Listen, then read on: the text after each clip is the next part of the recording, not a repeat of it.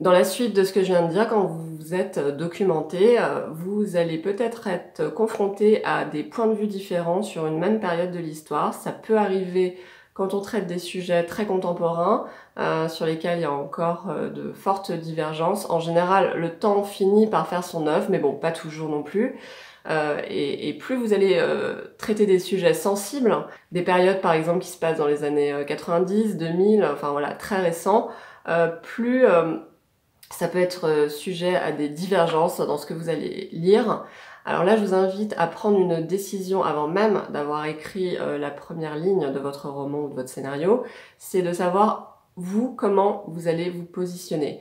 Quand vous avez lu votre documentation, normalement, vous avez adhéré à une certaine vision plutôt qu'à une autre.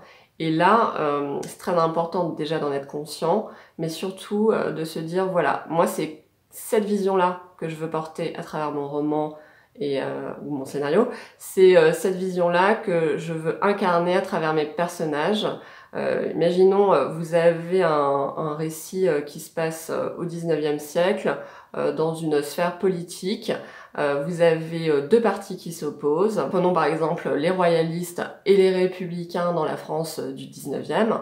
Il faut que vous sachiez ce qui vous attire vous le plus aujourd'hui. Est-ce que ce serait plutôt le parti royaliste ou le parti républicain, de manière à choisir des personnages, à en faire vos personnages principaux. C'est eux qui vont porter par exemple une vision républicaine ou une vision royaliste. Vous voyez que ce choix il doit se faire dans la construction même de vos personnages. Il se fait au moment où vous lisez beaucoup de livres et vous allez bien sentir une affinité avec certains courants de pensée, une certaine vision aussi des choses, de la vie, parce que tous ces partis se fondent sur des visions très profondes de la vie en réalité et du pouvoir, de la répartition du pouvoir, de comment les gens doivent vivre ensemble. Donc c'est à vous de voir de quelle vision vous vous sentez le plus proche et ensuite de la faire s'incarner à travers notamment votre personnage principal qui rencontrera des oppositions, mais qui en tout cas portera cette vision qui est votre choix à vous. Ensuite, par rapport au roman historique, on peut être confronté à un problème de taille qui est celui de la distillation des informations. Ce qui se passe, c'est que quand on s'est documenté, on a souvent accumulé une masse très importante d'informations. Et là, la tentation qui vient, c'est de vouloir absolument tout dire, réutiliser en fait toute cette masse d'informations, parce que bon, finalement, on a quand même passé potentiellement des mois à se documenter, on a envie que ça serve.